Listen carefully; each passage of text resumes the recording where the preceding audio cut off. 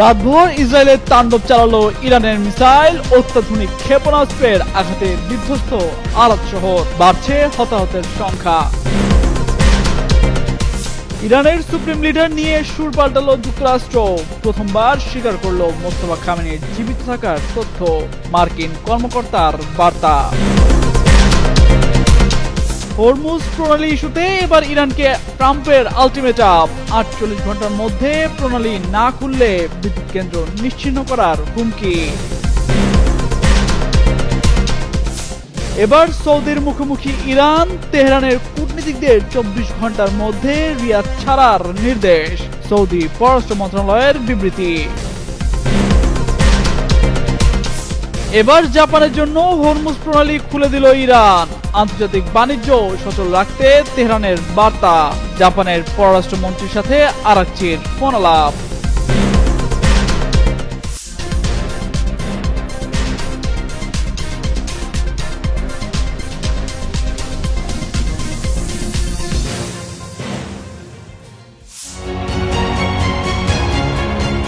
মধ্যপ্রাচ্যে উত্তেজনায় পাল্টাপাল্টি হামলা, আঞ্চলিক শক্তিগুলোর অবস্থান এবং আন্তর্জাতিক কূটনৈতিক তৎপরতা সব মিলিয়ে পরিস্থিতি ক্রমেই জটিল হয়ে উঠছে।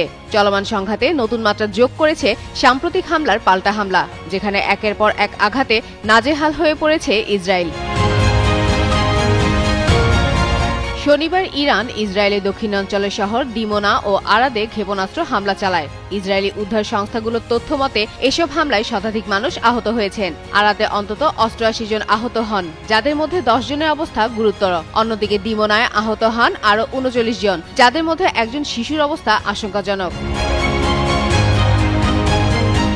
ইরান এই হামলাকে তাদের নাতাঞ্জ নিউক্লিয়ার ফ্যাসিলিটিতে সংঘটিত হামলার প্রতিশোধ হিসেবে বর্ণনা করেছে। ইসরায়েলি প্রতিরক্ষা ব্যবস্থা সক্রিয় থাকলেও কিছু ক্ষেপণাস্ত্র প্রতিহত করতে ব্যর্থ হয়, ফলে সরাসরি আঘাতে ব্যাপক ক্ষয়ক্ষতি হয়।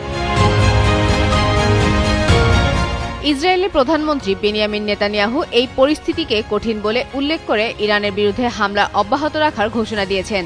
অন্যদিকে যদিও আন্তর্জাতিক পরমাণু সংস্থা জানিয়েছে ডিমোনায় পারমাণবিক স্থাপনায় কোনো ক্ষতি বা অস্বাভাবিক তেজস্ক্রিয়ার প্রমাণ মেলেনি।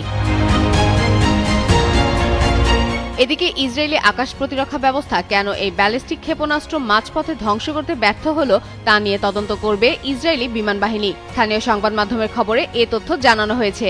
ইসরায়েলের সামরিক বাহিনীর বরাত দিয়ে দেশটির সংবাদ মাধ্যম আরুতোস সেভা জানিয়েছেন, আকাশ প্রতিরক্ষা ব্যবস্থার মাধ্যমে ক্ষেপণাস্ত্রটি ধ্বংস করার দুটি প্রচেষ্টা ব্যর্থ হয়েছিল।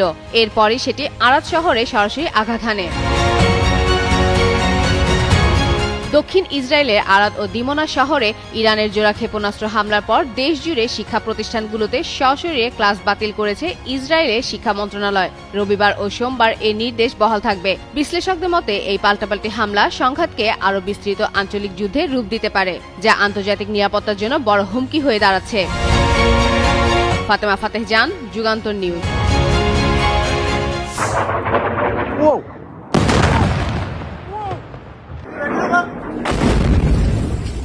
প্রতিশোধমূলক হামলার অংশ হিসেবে ইসরায়েলের একাধিক শহরকে ধ্বংসস্তূপে পরিণত করেছে ইরান।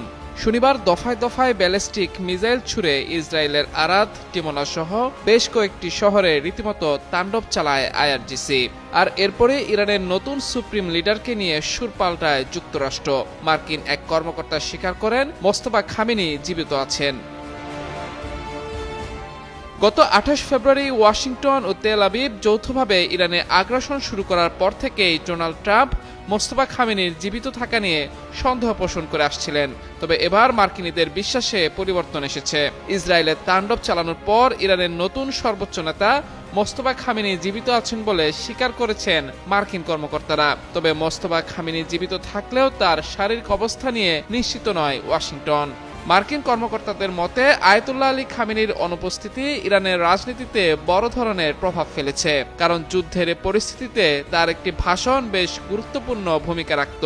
ধারণা করা হচ্ছে যে হামলায় খামেনি নিহত হয়েছিলেন সেই একই হামলায় মোস্তফাও আহত হয়েছিলেন। অবশ্য ইরানের তরফ থেকে জানানো হয়েছিল মোস্তফা পায়ে সামান্য আঘাত পেয়েছেন, যা প্রাণঘাতী নয়। এদিকে গত 3 দশক ধরে ইরানের সর্বোচ্চ নেতারা নববর্ষ উপলক্ষে জাতির উদ্দেশ্যে ভাষণ দিয়ে আসছেন। তবে এবছর ইরানের বার্তা সংস্থা তাসনিম নিউজ এজেন্সি নতুন নেতার পক্ষ থেকে একটি বিবৃতি এবং একটি ছবি প্রকাশ করেছে। যদিও সেই ছবি এআই জেনারেট কিনা তা নিয়েও সন্দেহ প্রকাশ করেছে যুক্তরাষ্ট্র। অন্যদিকে আগামী 48 ঘন্টার মধ্যে হরমুজ প্রণালীতে জাহাজ চলাচল স্বাভাবিক না করা হলে ইরানের বিদ্যুৎ কেন্দ্রগুলোতে হামলা চালানোর হুমকি দিয়েছেন মার্কিন প্রেসিডেন্ট ডোনাল্ড ট্রাম্প। এর আগেও বেশ কয়েকবার ইরানের বিদ্যুৎ কেন্দ্রগুলোকে নিশানা বানানোর হুঁশিয়ারি দিয়েছিলেন তিনি। তবে ট্রাম্পের বিদ্যুৎ কেন্দ্রে হামলার হুমকির জবাবে ইরানের সামরিক বাহিনীর খাতাম আল আম্বিয়া হেডকোয়ার্টার্স বলেছে, এমন হামলার শিকার হলে তারাও মধ্যপ্রাচ্য জুড়ে বিদ্যুৎ কেন্দ্রগুলোকে লক্ষ্যবস্তু বানাবে। মাহমুদুর রহমান, যুগান্তর নিউজ। আবারও ইরানে হামলা ইস্যুতে সুর পাল্টালেন যুক্তরাষ্ট্রের প্রেসিডেন্ট ডোনাল্ড ট্রাম্প। ইরানে ফের ভয়াবহ হামলার হুমকি দিয়েছেন তিনি। তেহরান যদি আগামী 48 ঘন্টার মধ্যে হরমুজ প্রণালী পুনরায় উন্মুক্ত না করে তবে হামলা চালিয়ে ইরানের বিদ্যুৎ কেন্দ্রগুলো নিশ্চিহ্ন করে দেওয়ার হুমকি দেন মার্কিন প্রেসিডেন্ট। স্থানীয় সময় শনিবার সন্ধ্যায় নিজের সোশ্যাল মিডিয়া প্ল্যাটফর্ম ট্রুথ সোশ্যালে এক পোস্টে এমন হুমকি দেন ট্রাম্প। মার্কিন প্রেসিডেন্ট লিখেন, ইরান যদি এই মুহূর্ত থেকে ঠিক 48 ঘন্টার মধ্যে কোন রকম হুমকি ছাড়াই হরমুজ প্রণালী পুরোপুরি খুলে না দেয় তবে যুক্তরাষ্ট্র তাদের বিভিন্ন বিদ্যুৎ কেন্দ্রে আঘাত করবে এবং সেগুলো নিশ্চিহ্ন করে দিবে।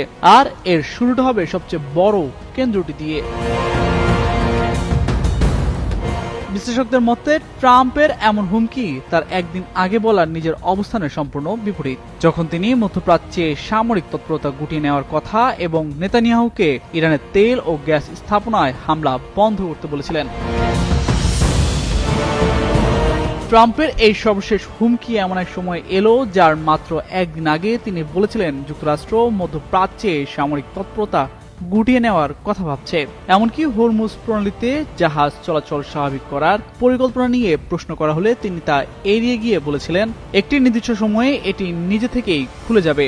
তবে যুক্তরাষ্ট্রে জ্বালানি তেলের দাম বাড়তে থাকায় প্রশাসনের কর্মকর্তারা এই নৌপথটি দীর্ঘ মাসব্যাপী বন্ধ থাকার আশঙ্কা এড়াতে মরিয়া হয়ে চেষ্টা চালাচ্ছেন। সিএনএনের আগের এক প্রতিবেদন অনুযায়ী কর্মকর্তারা ব্যক্তিগতভাবে স্বীকার করেছেন এই গুরুত্বপূর্ণ জলপথটি পুনরায় উন্মুক্ত করার কোনো সহজ বা স্পষ্ট সমাধান বর্তমানে তাদের হাতে নেই। তামজিদ মির্জা, যুগান্তর নিউজ।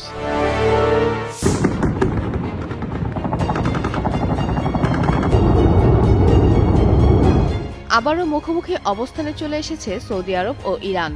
কাতারের পর এবার ইরানি দূতাবাসের কর্মীদের বহিষ্কার করেছে সৌদি আরব। সাম্প্রতিক হামলার জেরে সৌদি সরকার ইরানের 5 কূটনৈতিককে পার্সোনা নন গ্রেটা ঘোষণা করেছে।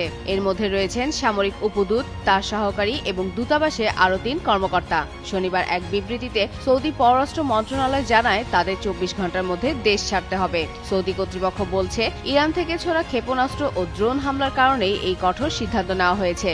যুক্তরাষ্ট্র ও ইসরায়েলের সঙ্গে ইরানের সংঘাত শুরু হওয়ার পর থেকে সৌদি আরবেও একাধিক হামলা হয়েছে, যদিও বেশিরভাগ হামলাই প্রতিহত করা সম্ভব হয়েছে বলে দাবি করা হয়েছে। পররাষ্ট্র মন্ত্রণালয় সতর্ক করে বলেছে এই ধরনের হামলা চলতে থাকলে দুই দেশের সম্পর্কে বড় ধরনের নেতিবাচক প্রভাব পড়বে। এর আগে সৌদি পররাষ্ট্রমন্ত্রীও জানান সাম্প্রতিক ঘটনার পর ইরানের প্রতি আস্থা নষ্ট হয়েছে এবং প্রয়োজনে সামরিক পদক্ষেপ নেওয়ার অধিকার তাদের রয়েছে।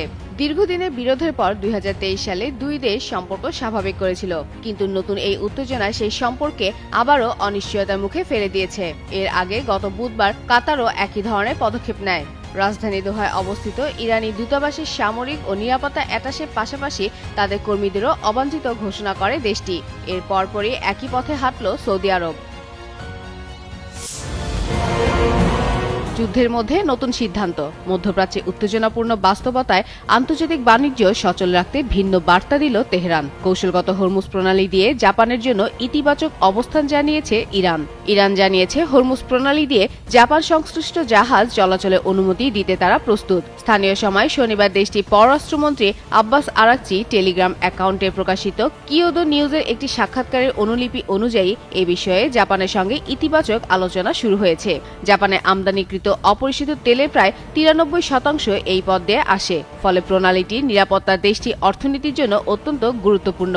সম্প্রতি জাপানের পররাষ্ট্রমন্ত্রী তোশিমিসু মোতেগির সঙ্গে টেলিফোন আলাপেও বিষয়টি গুরুত্ব পায়। মোতেগি জানান, বর্তমানে প্রায় 45টি জাপানি জাহাজ পারস্য উপসাগরে আটকে রয়েছে। তিনি বলেন, এইসব জাহাজের নিরাপত্তা চলাচল নিশ্চিত করা জরুরি এবং বাণিজ্য বন্ধ হওয়া কোনোভাবেই কাম্য নয়। তবে ইরান দাবি করছে, হরমুজ প্রণালী সম্পূর্ণ বন্ধ নয়, কেবল শত্রু দেশগুলোর জাহাজের জন্য সীমাবদ্ধতা রয়েছে। আরাকচি জানান, জাপানি জাহাজের নিরাপত্তা নিশ্চিত করতে প্রয়োজনীয় সমন্বয় করতে প্রস্তুত তেহরান।